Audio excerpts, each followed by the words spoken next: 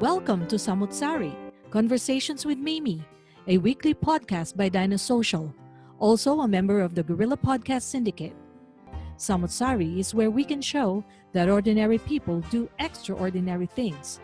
Tune in to be entertained and to learn something new with your host, Mimi Lorilla. Hello, everybody, and welcome to my show, Samu't Sari, Conversations with Mimi. And today we'll be talking about the experiences of a very brave woman in the field of, in her field of specialty and in her personal life. So before I officially begin to ask the questions, I'd like to introduce a good friend of mine for many, many years here in Melbourne, and the one and the only Miss Carol Dado Nieto. Carol, how are you? And welcome to the show. Hello, Mimi. Thank you for having me.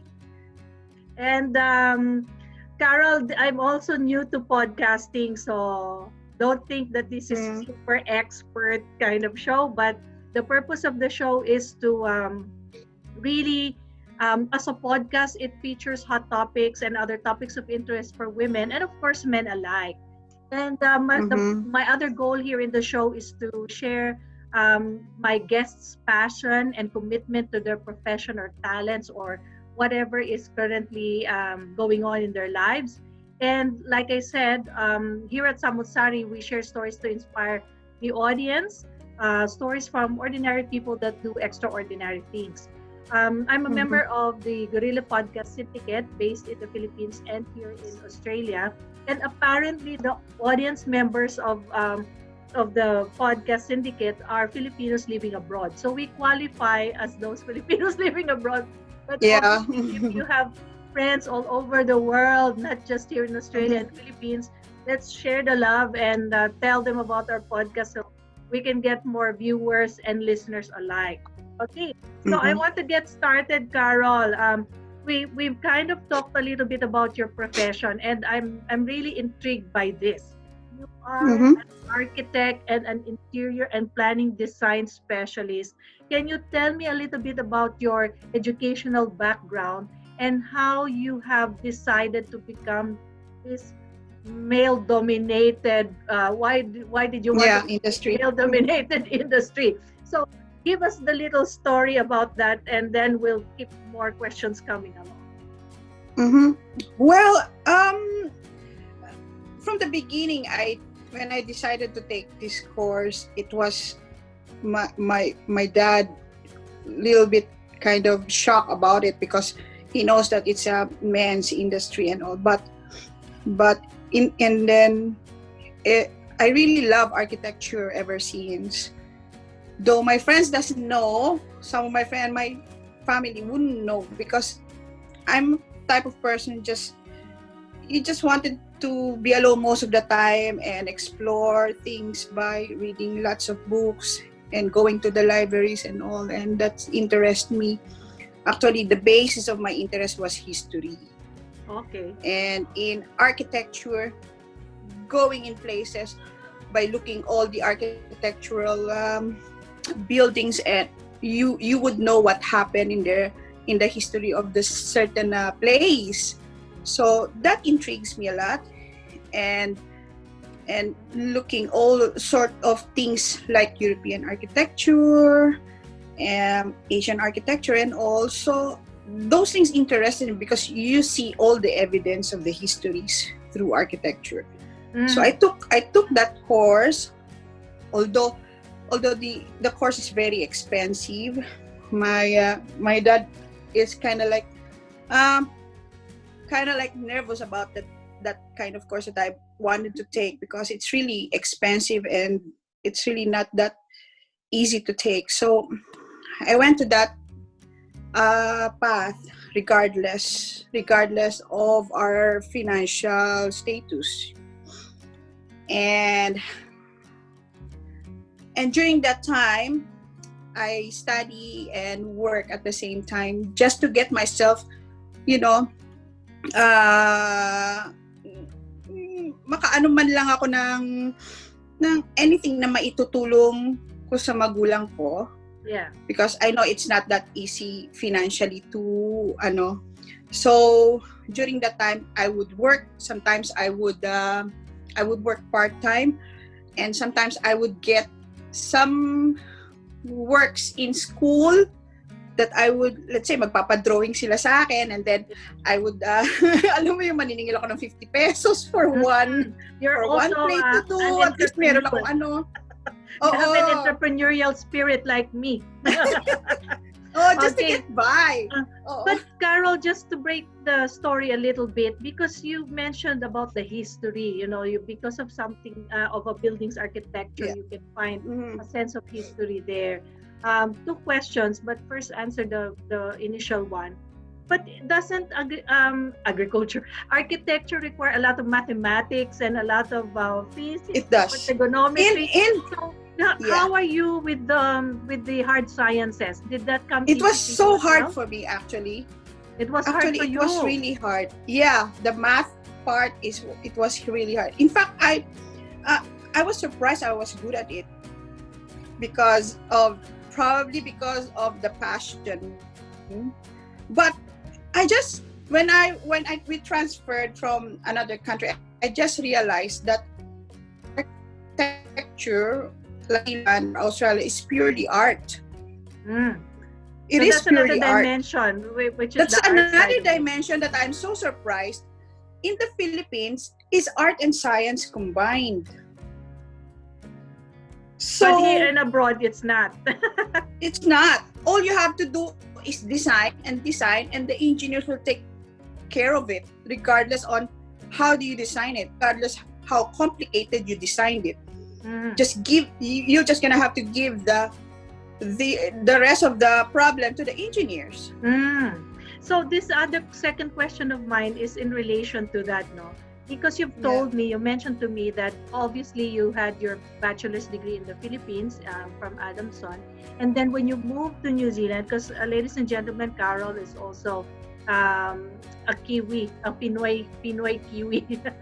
She is a citizen of New Zealand living in Australia just like me.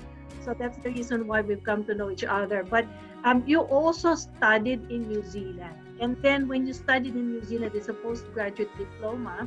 What can you say about the difference between what you studied in the Philippines and the newer information that you gathered from studying in New Zealand? Tell us what that was like. Well, it's all it's a big difference. I don't know, because of the before I study again, it's the experiences is very much applicable, and it wasn't hard for me because there's nothing about math. It's all about art. Regardless of what you take, it's all about design. It's purely design. So it gives me all the interest doing the design more. Okay. And with that here, the technology already arrived, like using all the computer softwares that could help me to produce the design accurately, efficiently, and in terms of structural strength as well. The computer will help you to make your design possible. So you rely, even architects and designers like you rely on technology. I did rely on technology. In fact, when I was studying in the Philippines, I was using that technology. My classmates are not using it. Wow, you're quite advanced. Because I'm always curious, and when things I discover something in the library, I would try to get it and teach myself. So I'm using that technology software already. Yeah. Although my classmates know that already, it's just that they're what you call this? They would tell me that I'm making daya. Because you have a slight advantage to them. You have a slight advantage. Yeah, because to them it's kind of like, in the Philippines, the competition in studying is there. But I would always say, this is the coming technology in the future that we have to use it. Yeah, so you they know. have to keep up with technology. Yes. Okay. So I did advancedly use that technology in doing my design works in school, at the same time working part-time. It helps me a lot because you know how hard it is to work part-time and study at the same time. Yeah. So the technology helped me to get by with all the drawing assignments and all that needs to be submitted. Mm-hmm. So I use that technology Okay. on, yeah, Okay. on that time. Yes. So my So question is, when when you use technology in the Philippines and in New Zealand, did you find the technology more advanced in New Zealand, or did the Philippines kind of catch up to the technology that you experienced in New Zealand? Is it too far of a gap, or is it almost near? actually in the Philippines, the technology is already there.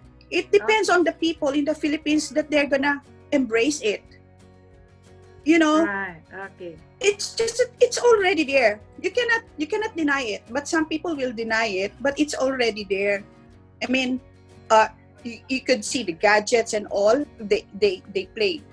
I mean, they play PlayStation, Mm-hmm. Xbox. You So know, maybe the it's the technology is already. students' It's just that capability to people use are. it. Yeah. So, Carol, I have Yeah, another it depends on question. the person. It depends. Sure. Did you notice that there are Yeah. more women architects now than before, or is it still a male-dominated field until now? Well, I think it's. I think it's already like it increases already, but still dominated by men But in there are terms more of. women now. Yes, there are more women now. There are more women now, definitely. Yeah. Mm. That's good Mm. because before people are saying that access to education, there's already a gap between males and females, and then there are some areas or fields of interest that are more geared towards women and some are geared towards men. But I want to Mm. shift my question a little bit. What is your design philosophy, or what is your aesthetic? Do you follow a certain kind of genre, if you can call it a genre in Yeah. design, or are you a Mhm. generalist by nature? Can you describe that a little bit to us? It's always depends. There's the two types of designer. They say one a zealot designer and one is um, I forgot the other one. I'm sorry, but anyway, um, I couldn't be a zealot one because in that industry, you do purely art, but the client is doesn't, you know, how the client will like your design if you have only one type of design. I mean, you have different clients, and every client, every person who was asking for your design has different different aspect or different dream that they have. So so in my practice, I will always go from what's going on with their mind. Okay, so you go with what the clients are inclined to do, Yes, but yes, then you because will advise designing them as designing well. is exactly, because designing is something that is designing a building or a house for them is something so personal. So you They cannot have this be so boxed already. in. Yes, they have this already in mind. They just don't know how to draw it or how to make it in reality. We're Mm. here as a designer. We're here to help them Mm-hmm. You know, and fulfill their dreams. I really like it when you said that you should be working with your client rather than pull the client towards what you want, Yeah. because after Yes. all it's Yeah. their dreams and their vision It that you're is. trying It to is their implement. dreams. Yeah. I Yeah. want to share to the audience, by the way, that Carol, aside from designing and doing interior designing and architectural work, she's also an entrepreneur on the side. She has property in the Philippines that is an Airbnb facility. So did you design your own Airbnb rental, or did you because you live overseas, you are here now, Yes. and then there's Yeah. construction and design happening in Philippines. How did Mhm. you make your vision a reality for that house? Well, I did design it in a way that not too much, but it's just something to consider about the place because it's Philippines. I didn't put too much detail because I have this kind of idea that when somebody wants to occupy, I wanted to look fresh. Mm. So like a So timeless beauty. right, more on not too many details, not too many things, like too many frames, too many lightnings. And when you come inside, there's so many whites and fresh objects, like natural woods and greens, indoor plants, and something that when you come inside, it's really fresh. Mm. That's the whole idea, and of course the budget and time did also help me to achieve it. Because if I'm gonna put it too many details, like in a hotel type of thing, so doing it will take me more time and more budget to do it. But you make it simple, you make it fresh, it's enough for Okay. people to I think that's the occupy. trend now. Yeah. That like less is more. Yes, So that's so true. yeah, but I really want to know, and I'm curious, whenever you see a house that is poorly designed based on your opinion, can you help it but comment, or do you don't go into that zone? Because No, for I don't go example, into. if you don't go into the zone, because I'm scared that if a doctor, like a cosmetics surgeon you meet, looks at you, I'm not sure whether they're thinking, oh, you need to have a Botox, oh, you need to Yeah. have a tummy tuck. So is it the No, same as you? You don't care too much about the design? Are you blinded by that, or you tend to nitpick? well, depends. If I have a friend who's also an architect or interior design, and when I see their personal spaces, I would say something about it, because it's kind of like, syempre, you expect them to should be designing their own houses, regardless if they own it or rent it. Yeah. Um, when a person, I would go to a friend of mine who's not a designer or architect but needed something, unless he or she will ask me, I'm gonna tell. But most of the time I don't. Okay, that's good. Mhm. So you're not too Yeah. scary of I'm an not too architect. scary, yeah. to show what That's they good. have, and most of the time I would see something new. I would say it's nice, or it's beautiful, or it's very good or amazing. I don't,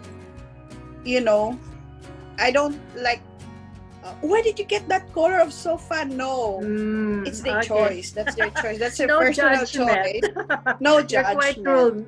neutral. Yeah. Yeah. That's Yes. what I like about you, Carol. You're kind of like an ambassador. You're very diplomatic, and you know how to really make other people happy. Okay, I want to shift gears a little bit. I want to tell the audience, and I hope you don't mind, that I really admire you, and there are other reasons why I invited you to guest in my show, aside from talking about this world of interior design that I don't know much about, is I know you have an advocacy because of a personal experience, and I want you to be the voice. I want my show to help you become the voice, and we are going to talk about a very important issue for women, and that is the big C. Okay, we know what the big C is. Mhm. It's I think that's one of the what do you call that? One of the it's not really a disease. It's a sakit na An one of ongoing the- problem. It's an Yeah, ongoing health problem. problem worldwide, and we're not just Yeah. talking about people in the Philippines, people in the United States, worldwide. So this big C is something that you're passionate about because of your personal story. So would not want to talk about the medical details and things like that, because we can Google that. We can ask Mhm. people like you for their own stories. But what made you become a personal advocate of this issue, and why is it very important for you to share your experience with other women? Well, it is very important for me because I experience it. Aside from that, it's something I have to tell with all the women that we have to take care of ourselves. It's that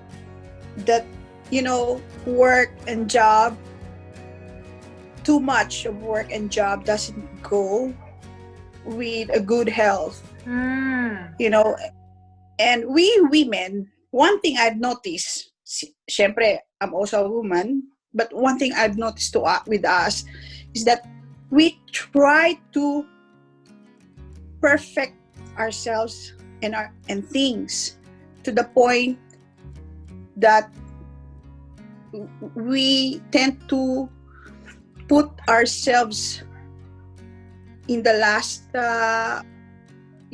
palagi na lang hinuhuli natin yung sarili natin. So we take care of others, but we forget about ourselves in a way. To ourselves. Yeah. Yes. Okay. But then so are we you saying realize that you have been a victim of that? Have you been a victim of that, my friend?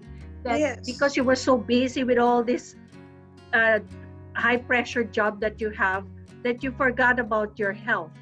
Yeah. In what way did you do that? Did you forget to sleep? Like, did you had a number of sleepless nights, or did you forget to eat, that you kind of starve yourself? Or what do you think was that thing that made you say na hinuli mo yung sarili mo? How did that happen for you? Well, in terms of trying to get on the deadline, not getting enough sleep is just as as heavy as it is. So yung parang when you're doing design, no one will tell you that's enough. Unless it is enough for you. But if you're not content, you still go on, and then suddenly you realize it's already the next day. Yeah. So, in terms of designing and architecture, I've learned how to be contented in my design. And then when I'm contented, that's a time I would give it to my client and say, this is it, this is enough. Yeah. But it seems like we women are like not contented in any small things. I just noticed, and also becoming a mother is also the same thing. We're not contented. How healthy are we preparing our food to our children? Or we're not contented how their whites we washed in the laundry is white enough. Yeah. Or So my friend, my question is, where is this kind of syndrome coming from? Is this a result of our childhood? Is this in the DNA of women in general? Or is this self-imposed imperfection and trying to be perfect something that just happens as we grow old? What do you think is the reason behind this? Because cancer is not easy. Once you have it, there will be a longer period of time from managing the pain, managing the medication aspect of it. So when do you say that, okay, maybe my stress should not happen as much as it did before because of this new phase in my life? So right now, what would you think? Would you have come to the stage where you have to be contented now because you have to really focus on yourself? Or do you still think about your old syndromes prior to you having this? I'm still working on it. After all the treatments that I had. Hindi ko alam, dito sa Australia, aanuhin ka pa pala ng clinical psychologist. Oh, you also have sessions with the clinical psychologist? Yes, because they wanted you to be better also here, because I think they believe that cancer comes from being worrying. So it's your stress. changing the way your brain works and how you talk to yourself. Yes, there and there are sessions also that practicing on how you're breathing and things that you cannot control. They have to explain that to me. Yeah. If there's failure, then that's it. That's failure. But it doesn't matter. They would say that. I remember our conversation. Come to realize it. Yeah, I remember our conversation. You said that lucky are we who are here because they have a very good medical support system, and it's a holistic approach that holistic approach that they do for women who are in a similar situation as yourself. So you feel that there's a lot of support that will enable you and push you to really become better. You are encouraged to do that. But I'm not sure what the conditions are, for example, in the Philippines. If cancer patients like those women also receive the same amount of holistic care, or it's purely medical, when you just have to do chemo, you just have to do radiation, and that's it. What do you think? Are you aware of any similarities or differences in the way the treatments and the management are happening? It's not purely medical.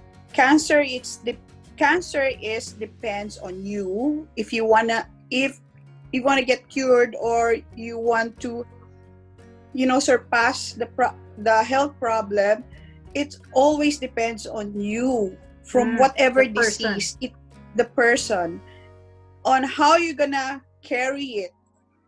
No medical, no medicine, no treatment can save you unless you will accept it,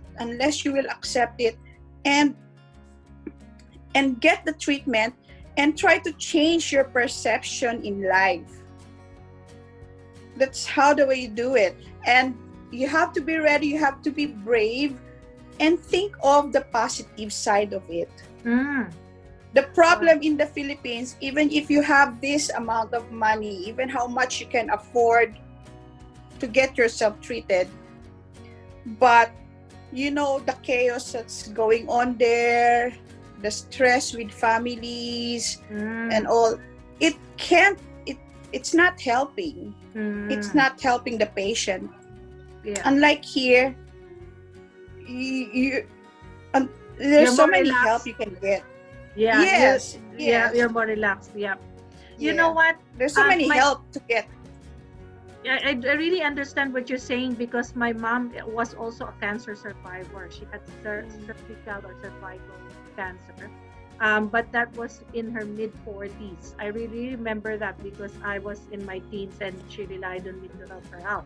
So I know the mindset, how it really works. And I think that one of the messages that we would like to share is that not because this thing happened to you means it's really the end of the world, but it's something that you have to take on board. Like you said, you have to accept it, take it on board, and try to look at the other side of it and see how it could potentially save you from something more dangerous, because now you will focus on yourself.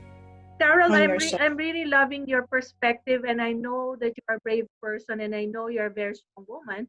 That's why I want to emphasize to our audience today that having a career is great, but loving yourself and really looking after yourself is even better, because yes, it's true. It's now more important than the career per se. And Carol, if you want, or if the audience wants to get in touch with you, are you happy for me to share your email or contact details to them, just in case they need you for some design advice, and also for any questions they might have of your advocacy for for women with cancer. And you Yes. can get in touch with me, and then I'll connect you to Carol. Carol, I think we have 3 minutes or 5 minutes to talk about this letter. As I've mentioned in my first podcast, I used to be a radio person in the Philippines, and I did receive a number of emails before because I needed I needed content for my radio dramas. So it's good that I've kept this email, so now I can resurrect some of them and we can talk about them Yeah. because the stories that I've been choosing are still relevant to this day. So if we're not really responding to this person, we may be responding to people who are in the same situation as the person in the letter. So I'll read you this very, very short letter, and I'll ask you for your opinion or advice in terms of how we can help her. So, dear Mimi, please call me Leia. I by the way, translated this letter because it's written in Filipino or Tagalog. I'm 30 years old from Laguna. I have dreams of going abroad, pero hindi ako nakatapos ng college degree. I have 5 years experience as an office admin. I want to shift careers here in the Philippines, but I can't due to financial reasons. I could not study anymore. I am also a single mother to a 2-year-old girl, and I can't just leave her with my parents if I want to go abroad. I am willing to be a housekeeper, a domestic helper, or a nanny abroad, but I am torn between my family here and my future. Can you please tell me what I need to do? Sincerely, Leia. So Leia is just like us. We were dreaming before of another life outside of the Philippines, and we are now on the other side. Maybe we can share some of our insights to Leia. So, what do you think is a way that Leia could, or somebody like Leia, right now, who is in a similar situation? What can you advise this person? Well, if she wanted to shift career, instead of studying in the Philippines, she might as well study abroad and also bring her family with her. If she's a single mom, Yes, if she's she's a single mom, she has to bring her kid, because if she's studying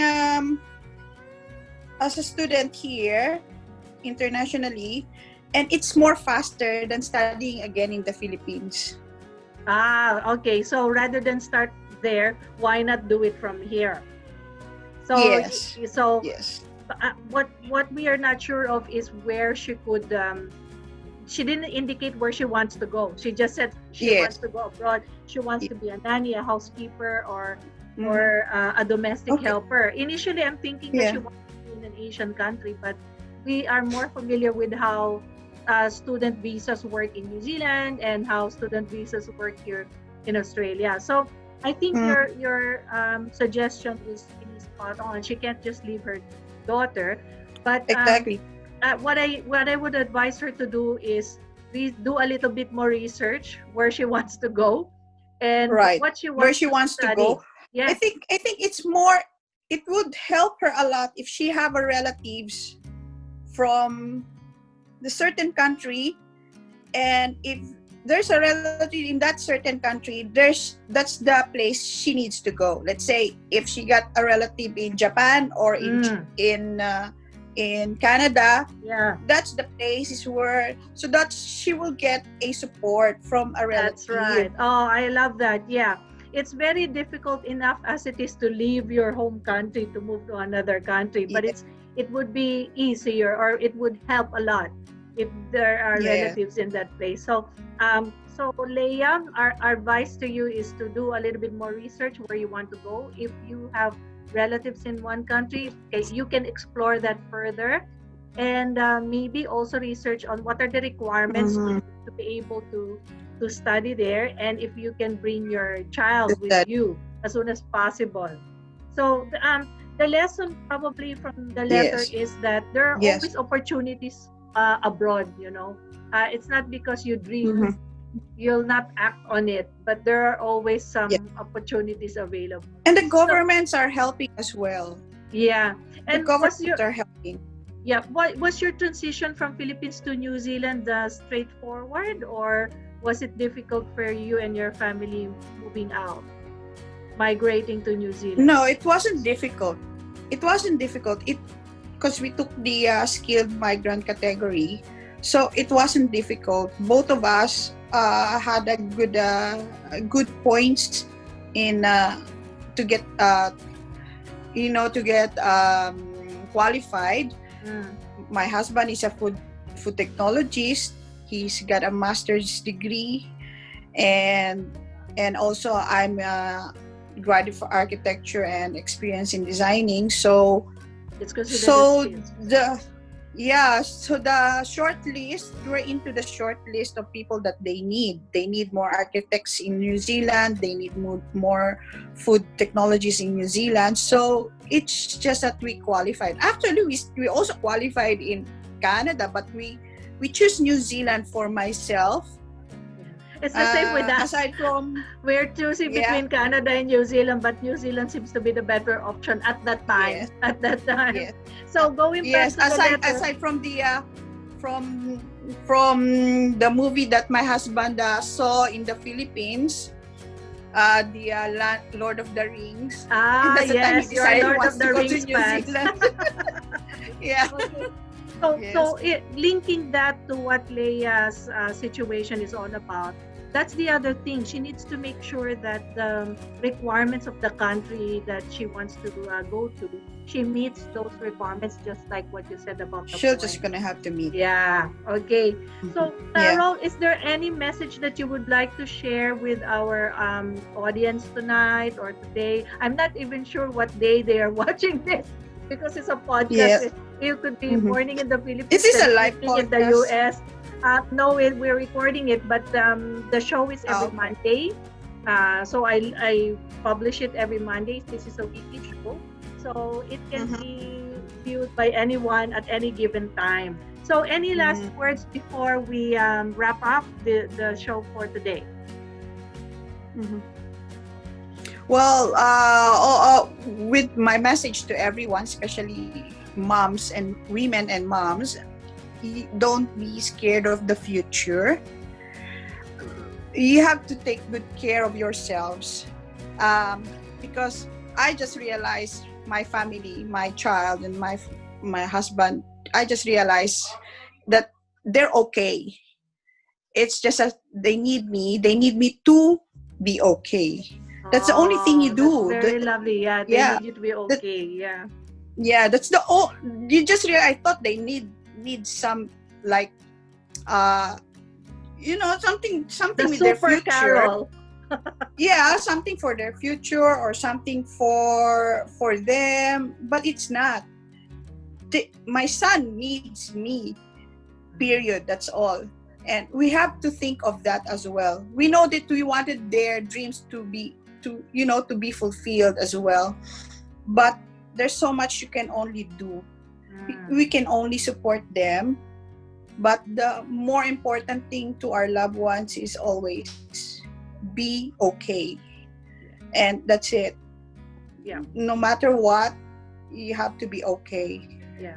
Wow, that's a good message, and that also resonates with me, and that's a good reminder for me as well, that to enjoy what I'm doing and not to put a lot of pressure to myself, because maybe that's all that I ever have to be for my family as well. Because our kids only wants us to be okay. That's all. Yes. That's the only thing our kids wants us to have. You they don't need a new car. They don't need kid. any material. Yeah. That's right. Because they want us to be with them for a very, very long time. Okay, so may that be a lesson to all the moms and the women's out there. Yes. Thank you, Carol, for being here in my show. So to those who are watching us, if you have any stories or topics that you wish to feature, please reach out to me at mimi@dinosocial.com. That's my email. Again, Samu't Sari is a member of the Gorilla Podcast. You can reach out via the Dino Social Facebook page or through my Twitter account or through my YouTube channel. And then, Carol, just in case your friends are tuning in other places, the Gorilla Podcasts are also available by Apple Podcasts, Spotify, OneCast, Google Podcasts, Stitcher, Castro, and Castbox. There's so many There's so places many. where they can listen. So thank you very much again. So we'll wave goodbye now to our listeners, and Thank I hope you. you can come back and we'll talk about another topic. Sure. Why not? Okay, bye Thank you so everyone. much. Thank you for having me. Bye. Bye.